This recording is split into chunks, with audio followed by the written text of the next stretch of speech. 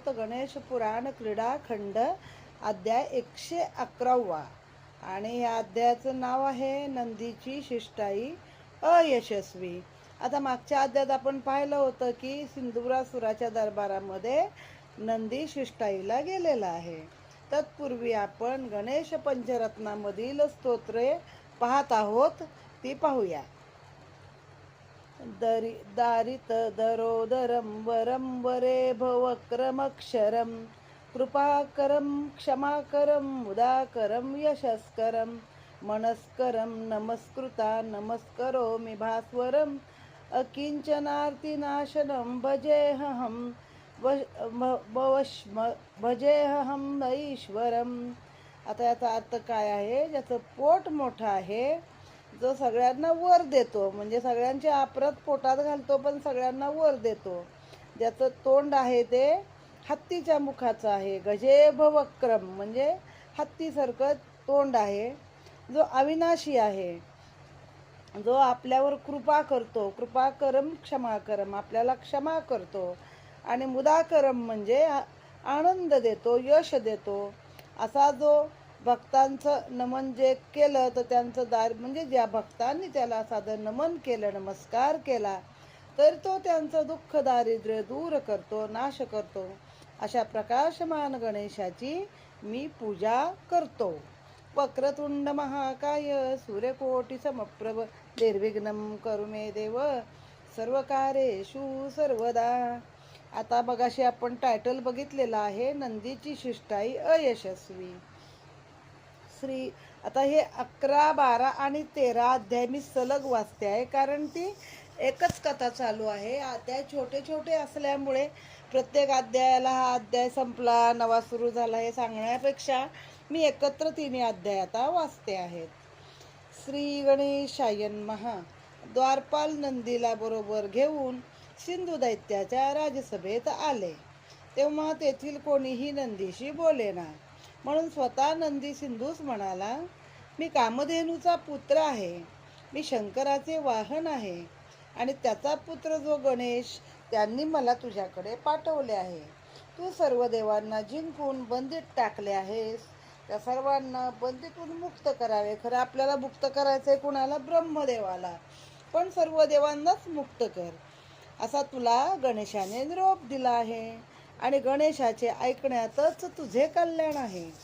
हे ऐकून तो सिंधू दैत्य संतापाने नंदीस म्हणाला, हे शंकर किंवा त्याचा कुठलाही पुत्र, त्यास मी भीत नाही. तू इथे दूत म्हणून आला आहेस म्हणून तुझी गय करतो, नाहीतर मी तुला नांगराला जुंपून तुला चांगलेच दमविले असते. यावर नंदीने त्याला पुष्कळ प्रकारे समजावले, पण त्याचा काहीच उपयोग झाला नाही. शेवटी नंदीने आपल्या नुसत्या श्वासोश्वासाने त्या दैत्याला सिंहासनावरून खाली पाडले. नंतर तो गणेशाकडे आला, आणि ह्या शिष्टाईचा काहीच उपयोग होत नाही हे पाहून गणेशाने युद्धाची तयारी केली. आता युद्धाला सुरुवात. दुसऱ्या दिवशी नंदी, वीरभद्र, भृंगी, भूतराज, पुष्पदंत वगैरे गण सर्व सैन्यासह नगरापाशी आले. तिकडून सिंधूकडून राक्षस सैन्यही त्यांचे समोर आले, आणि पुढील युद्धाला सुरुवात झाली. जेव्हा शिवगणाने पराक्रम करून राक्षस सैन्याचा पराभव केला, आपल्या सैन्याचा पराभव झाला आहे हे जाणून स्वतः सिंधू घोड्यावरती बसून स्वार होऊन युद्धभूमीवरती आला. आता सिंधू दैत्याशी युद्ध जुंपले. सिंधू स्वतः युद्धासाठी रणभूमीवर आला आहे हे ऐकून गणेश मयुरावर बसून हातामध्ये आयुधे घेऊन युद्धास तयार झाला. त्याचप्रमाणे शंकर देखील नंदीवर स्वार होऊन तो देखील युद्धाला निघाले. त्यांनी आपल्याबरोबर असंख्य गण युद्ध करण्यासाठी घेतले. युद्धभूमीवर आल्यावर नंदीने चपळाई करून सिंधूच्या घोड्याच्या पोटामध्ये आपली शिंगे खुपसली. तेव्हा सिंधूने आपल्या सैन्याची तीव्र शब्दात निर्भत्सना केली. ती ऐकून कौस्तुभ आणि मैत्र हे दोघे प्रधान मोठ्या ईर्षेने पुढे येऊन युद्ध करू लागले. पण वीरभद्र आणि कार्तिकेय यांनी मोठा पराक्रम करून त्यांचा पराभव केला तेव्हा सिंधूस जास्त चेव चढला. आता या युद्धांमध्ये प्राणी किंवा जी वाहनं आहेत ती पण मदत करतात. आता जेव्हा आपण देवी सप्तशती वाचतो तेव्हा देवीच्या सिंहासने पण अनेक लोकांना, अनेक दैत्यांना मारलेलं असतं. इकडे पण शंकराच्या नंदीने काय केलं तर त्या सिंधू दैत्याच्या पोटामध्ये आपली शिंग खुपसलेली आहेत. आणि ऐतिहासिकमध्ये एक आहे बघा, महाराणा प्रताप, त्याचा घोडा चेतक, आणि तो जो बादशाह असतो तो हत्तीवर बसलेला असतो लढाईला आलेला. एवढा मोठा घोडा हत्तीला भिडतो आहे आणि वरती त्याला त्या अंबारीसकट त्या वरच्या माणसाला पाडतो. पण त्याने हत्तीच्या सोंडेमध्ये तलवार दिलेली असते. ती तलवार त्या चेतकच्या पोटात खुपसली जाते आणि तरी तो चेतक नंतर अतिशय उरी फुटेपर्यंत धावून आपल्या धन्याला म्हणजेच महाराणा प्रतापला युद्धाच्या बाहेर आणून सोडतो त्या जागेच्या, आणि मग आपला प्राण देतो. म्हणजे प्राणी पण माणसाशी किती इमानी असतात, फक्त त्यांना जीव लावावा लागतो. आता इथं प्रत्येक वाहन आपल्या धन्याला मदत करतं हे सांगितलेलं आहे. इथं हे 3 अध्याय आपण समाप्त केलेले आहेत. आता पुढचे पण 2-3 अध्याय एकत्रच घेते, कारण खूप छोटे अध्याय आहेत. 114, 15 आणि 16 असे 3 अध्याय पुन्हा मी एकत्र घेते आहे. अध्याय 114, सिंधू दैत्याचा पराभव. ओम गम गणपतये नमः. श्री गणेशाय नमः. तेव्हा सिंधू बरोबरच्या गंधासूर, मदनासूर, वीरध्वज, महाकाय, शार्दूल या सर्व 7 योद्ध्याशी 7 व्यूह निर्माण केले त्याने, आणि शिवाच्या 7 गणांनी त्या रचलेल्या व्यूहाचा भेद केला. म्हणजे ह्याने काय केले तर 7 व्यूह केले वेगळे वेगळे आपले दैत्य घेऊन, आणि शिवगण पण काही कमी नाहीत. त्यांनी काय केलं तर त्याचा भेद केलेला आहे. आता मग पुन्हा दोन्ही सैन्यामध्ये घनघोर युद्ध सुरू झाले. राक्षसांनी शिवगणावर पर्वताचा भडीमार केला. अशा प्रकारे बराच वेळ युद्ध झाल्यावर दैत्यांचा पराभव झाला आणि गणांचा विजय होऊन त्यांनी गणेशाचा मोठ्याने जय जयकार केला. आता या लढाईमध्ये सिंधू लढाईतून पळून गेलाय. आपल्या सेनेची झालेली वाताहत पाहून सिंधू स्वतः देवसैन्यावर मोठ्या त्वेषाने गेला. त्याने वीरभद्राची शेंडी धरून त्यास भूमीवर लोळवले. पुष्पदंताच्या पोटात आपली तलवार खुपसली. श्यामलाच्या डोक्यावर त्याने तलवार मारली. लंबकर्णाची मान कापली. रक्तलोचनाचे पाय धरून त्याला जमिनीवर आपटले. सोमदत्ताला लाथेने तुडविले. भगाचे पोट फाडले. दावानलाचे मस्तक तोडले. पंचाननाची पाठ फोडली. अशा रीतीने सिंधूने शिवगणांची त्रेधा उडवली. ते पाहून गणेशाने त्याचा हातच तोडला. तेव्हा त्याने आपल्या दुसऱ्या हातात तलवार घेऊन तो गणेशावर धावला. पण त्याला प्रत्येक ठिकाणी गणेशच दिसू लागला. जिकडे पाहावे तिकडे गणेश गणेश गणेश, मागे गणेश, पुढे गणेश, आकाशात गणेश, पृथ्वीवर गणेश. ते गणेश पाहून तो भांबावून गेला आणि अखेर युद्धभूमी सोडून पळून गेला. आता युद्धानंतर काय झालं, गणेशाला जय मिळाल्यावर सर्वांनी त्याची स्तुती केली. नंतर गणेशाने रणभूमीवर येऊन ज्या ठिकाणी कार्तिकेय मूर्छित पडला होता तेथे आला व त्याने आपला कृपाहस्त फिरवताच कार्तिकेय उठून बसला. त्यानंतर त्याने आपल्या कृपादृष्टीने रणभूमीवर मरून पडलेल्या शिवगणांकडे पाहिले. तो ते सर्वजण झोपेतून जागे व्हावे त्याप्रमाणे सावध होऊन बसले. पराभव होऊन घरी आलेल्या सिंधू दैत्याला त्याच्या दुर्गा नामक पत्नीने देवांना बंदीतून सोडून गणेशास शरण जाण्याची पुष्कळ विनंती केली. परंतु तिने तिचे काही न ऐकता आपल्या जखमांना तो औषधोपचार करून पुन्हा युद्धात जाण्याचा विचार करू लागला. आता ह्या सगळ्या राक्षसांच्या पत्नी बहुतेक चांगल्या असतात आणि त्यांना सांगतात. रावणाचं पण मंदोदरीसारखी सांगायची ना की तिला सोडून द्या म्हणून, पण ते नाही ऐकलं नाही. तसं ही पण आता सिंधू पत्नी आहे. ती म्हणू लागली की देवांना बंदीतून सोडवा आणि तुम्ही आता युद्ध बंद करा, पण त्याने काही ऐकलेलं नाही आहे. इथे 117 अध्याय समाप्त. 118 दैत्यांचे सैन्य पळाले. प्रथम सिंधूने कल आणि विकल नावाच्या आपल्या 2 मेहुण्यांबरोबर पुष्कळ राक्षस देऊन त्यांना युद्धाला पाठविले.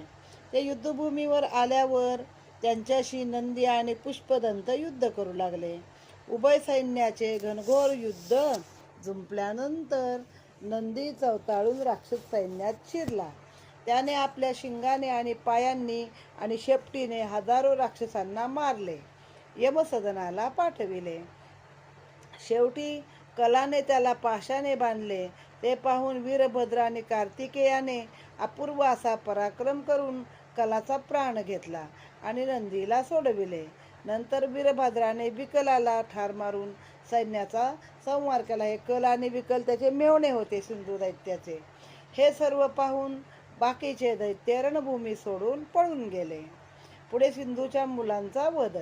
आपल्या मेव्हण्याचा नाश झाला हे वृत्त सिंधूस कळताच तो संतापला. त्याने धर्म आणि अधर्म नावाचे पुत्र समोर आले आणि म्हणाले, हे तात, आम्हाला युद्धावर जाण्याची आज्ञा द्या. आम्ही शत्रूंची मस्तके कापून आपल्या समोर हजर करतो. ते ऐकून सिंधूने त्यांना खूप सैन्य देऊन युद्धास पाठविले आहे. त्यांनी युद्धभूमीवर आल्यावर गणेशाच्या दूतांबरोबर निकराचे युद्ध करण्यास सुरुवात केली. ते पाहून षडानन दैत्याच्या सैन्यात शिरला आणि त्याने पटापट राक्षस सैन्याचा संहार केला. षडानन म्हणजे सहा मुखाचा, आनन म्हणजे मुख. मग सहा मुखाचा कोण आहे? कार्तिक स्वामी. इतक्यात कार्तिकेयाने आपल्या 6 हातांनी धर्माची व दुसऱ्या 6 हातांनी अधर्माची शेंडी धरून त्यांना गरगर फिरून जमिनीवर आपटून त्यांच्या देहाचे तुकडे केले. हे पाहून दैत्य सैन्य पळाले. म्हणजे आता धर्म आणि अधर्म हे 2 सिंधू दैत्याचे पुत्र होते. त्यांना कुणी मारलंय? कार्तिकेयाने मारलेलं आहे. आता सिंधू स्वतः रणांगणावर आला. पुत्राच्या मृत्यूचे वर्तमान ऐकता सिंधू त्याची पत्नी पुत्रशोकाच्या आवेगाने मूर्छित पडली. त्यांना सेवकांनीच नाना प्रकारचे उपचार करून त्यांना सावध केले. सिंधूचा पिता चक्रपाणी म्हणाला, जगातील सर्व प्राणी शेवटी मृत्यूच पावतात. चिरंजीव असे हनुमान, कृपाचार्य, व्यास, विभीषण, परशुरामाने, अश्वत्थामा आणि बळी एवढेच आहे. त्याचा एक श्लोक आहे, अश्वत्थामा बलिर्व्यासो हनुमंतो विभीषणा कृप परशुरामस्य सप्तही चिरंजीवितः. तर हा श्लोक मी आपला माला पाठ आहे तो सांगितला, याच्यामध्ये नाही आहे, पण हे सप्त चिरंजीव आहेत. मग राजा एवढेच आपल्या पुण्यकर्माने अमर झाले असून बाकी सर्व मरायचेच. खरे तर तू देवांना बंधमुक्त करून गणेशाला शरण जा, असा त्यांनी उपदेश केला. पण सिंधू सुडाच्या भावनेने पेटलेला असल्याने वडिलांचे काही एक न ऐकता घोड्यावर बसून तो युद्धभूमीवरती आला. आता इथे 120 अध्याय पूर्ण झाले आहेत, पण आपण सिंधू दैत्याच्या वधापर्यंतचे पुढचे 3 अध्याय अजून पाहूया. अध्याय 121 ते 123. ओम गम गणपतये नमः. अखेर सिंधू पळून गेला. कार्तिकेयाने गणेश सैन्याचे सेनापती पद स्वीकारून युद्धाला आलेल्या सिंधू सैन्यावर बाणांचा वर्षाव केला. त्यावेळी पुष्पदंत, नंदी, शृंगी, भृंगी इत्यादींनी अतुल पराक्रम करून पुष्कळ राक्षसांचा नाश केला. ते पाहून सिंधूस मोठा द्वेष चढला. त्याने आपल्या बाणावर अग्नेयास्त्राची योजना करून तो बाण शिवगणांवरती सोडला. तेव्हा सर्व दूर अग्निज्वाळा निर्माण होऊन त्याने गणांना जाळण्यास सुरुवात केली. तेव्हा बाकीचे सर्व गण भीतीने ओरडू लागले. त्यावेळी तो प्रचंड प्रलय अग्नी पाहून गजाननाने आपल्या परशुवर कृतांताचा प्रयोग केला. त्याबरोबर एक कृतांत म्हणजे काळपुरुषच किंवा आत्ताचं विवर धरा, कृष्ण विवर, की त्यात सगळं गिळण्याची ताकद असते, तसं तो अख्खा अग्नी त्याने गळून टाकलेला आहे. आता पूर्वी कसं होतं, बऱ्याच वेळा म्हणजे आग्नेयास्त्र असलं की त्याला मारक काय आहे तर पर्जन्यास्त्र आहे, पण ह्यात त्यांनी पर्जन्यास्त्राचा हे न करता प्रयोग कालपुरुषाचं अस्त्र केलेलं आहे, कृतांताचं. त्याने सगळा अग्नी गळून टाकला आहे. राक्षसांचा संहार केला. त्या कालपुरुषापुढे सिंधूचे काही चालेना. शेवटी तो भीतीने रणभूमी सोडून आपल्या नगरात पळून गेला. किती वेळा गेलाय बघा, एवढ्यातल्या एवढ्यात आता 3 वेळा तो पळून गेलेला आहे. सिंधू पुन्हा लढाईला आला. दुसऱ्या दिवशी सिंधूचा वध करण्यासाठी त्याची गजाननाने प्रतिज्ञाच केली. सिंधूला युद्धभूमीवर आणण्यासाठी नंदी, भृंगी, वीरभद्र, भूतराज या चौघांना त्याने सिंधूकडे पाठविले. तेव्हा ते प्रचंड रूप धारण करून गंडकी नगरामध्ये आले व त्यांनी तेथे धुमाकूळ घालण्यास सुरुवात केली. ते ऐकून सिंधूची पत्नी दुर्गा सिंधूस म्हणाली, हे प्राणनाथा, अजूनही विचार करा आणि तुम्ही या महान गणेशाला शरण जा. त्यावर तो काय म्हणतो बघा, ती सांगत आहे तो दत्ताचे दैत्याचे सेवक तेथे आले आणि म्हणाले, गणाने मुख्य मंडपाचा विध्वंस केला आहे. हे ऐकून सिंधूला परत संताप आला आणि तो आपले आयुधे घेऊन तो लढण्यासाठी रणभूमीवरती तत्काळ पोचला. आता सिंधू दैत्याचा वध. गणेशाचे आणि सिंधूचे समोरासमोर मोठे युद्ध सुरू झाले. त्यांनी एकमेकावर बाणाचा पाऊस पाडला. शेकडो वीरांना यमसदनाला पाठवले. रक्ताचे पाट वाहू लागले, परंतु त्यात कोणाचाही जय झाला नाही. शेवटी सिंधू चवताळून गणेशावर धावून गेला. ते पाहून गणेशाने आपले ब्रह्मांड व्यापून टाकणारे विराट रूप धारण केले. त्याचे मस्तक आकाशाला भेदून सरळ वर पावे तो गेले. दोन्ही पाय पाताळामध्ये रोवले गेले. दोन्ही नेत्र अत्यंत तेजस्वी अशा कोटी सूर्याप्रमाणे लखलखत होते. त्याच्या प्रकाशाने सर्वांनी आपले डोळे झाकून घेतले. म्हणजे इथं गणेशाने आपलं विराट रूप प्रगट केलेलं आहे. त्याचे शरीर एखाद्या हिमालय पर्वताप्रमाणे सर्व आसमंतात पसरले. हे गणेशाचे विराट रूप पाहून सिंधू दैत्य तिथल्या तिथेच मूर्छित झाला. तो जेव्हा बऱ्याच वेळाने सावध झाला तेव्हा त्याला सूर्याने दिलेल्या वराची आठवण झाली. जो गगनापर्यंत आपले मस्तक उंच नेईल त्याचे हातून तुला मुक्ती मिळेल. हा त्या सूर्यापासून वर मिळाला होता. त्या वराची आठवण होताच तो आपली सर्व भीती घालून युद्धासाठी गणेशावर धावून गेला. त्या गणेशाने आपले पूर्वीचे सौम्य रूप धारण करून तो मयुरावरून खाली उतरला. त्याने आपल्या परशुने सिंधूच्या नाभिस्थानावर नेम धरून त्याच्या पोटावरती फेकला. म्हणजे त्याच्या बेंबीवरती ह्यानं आपला परशु फेकलेला आहे. तेव्हा तो दैत्याने वार चुकवण्याचा प्रयत्न केला, परंतु काही एक उपयोग न होता या परशुच्या वाराने त्याचे पोट चिरले. तेव्हा त्यातील अमृताचा संचय बाहेर गेला आणि त्याच्या पोटातून भळाभळा रक्त वाहू लागले.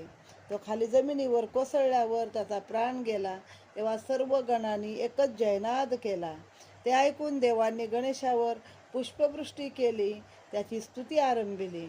परब्रह्म चिदानंद ईश आणि मयुरेश असा तो आद्य परमात्मा, ज्याचे रूप अगम्य, जो सर्व प्राणीमात्राच्या इच्छा पूर्ण करतो. महेशादी सर्व देव ज्याची स्तुती करतात, जो शत्रूंचा नाश करून भक्ताचे रक्षण करतो, जो इच्छित रूपे धारण करतो, त्या मयुरेश्वराला आम्ही नमस्कार करतो. अशा रीतीने देवांनी केलेल्या स्तुतीस सर्व विघ्न नाशक स्तोत्र असे नाव ठेवून सर्वांना आशीर्वाद दिल्यावर सर्व देव आपापल्या स्थानी निघून गेले आहेत. इथे हा अध्याय समाप्त. ओम गम गणपतये नमः. आता बघा 2-3 उदाहरणं पाहिली आहेत. रावणाचं पण एक मुंडकं तोडलं की दुसरं निर्माण व्हायचं का, आता अमृत त्याच्या नाभीत असतं. या दैत्याच्या पण नाभीत आहे. अजून पण ऐरावण महिरावण म्हणजे सगळ्या दैत्यांचा आपण ऐकतो की त्यांच्या नाभीमध्ये अमृत आहे. तर अमृत म्हणजे काय हो, तर शास्त्राने बघा आता एक नवीन सिद्धांत केला आहे. मुळात आपली जी सुरुवात होते भ्रूण तयार होण्याची, त्याची सुरुवात नाभीपासून आहे. तिथून जे मूळ फुटतं त्याला चिकटलेला असतो, कॉर्ड असतो, तो चिकटलेला असतो. आणि तो जर कॉर्ड वर्षानुवर्ष जतन केला तर माणसाच्या अनेक आजारांवरती तो कॉर्ड गुणकारी आहे. आता हे विज्ञान सांगतं आणि हेच पोथीमध्ये सांगितलेलं आहे की नाभीमध्ये अमृत आहे. एक असाच आपलं उदाहरण मला आठवलं म्हणून सांगितलं. इथे 123 अध्याय समाप्त झाले आहेत. ओम गम गणपतये नमः.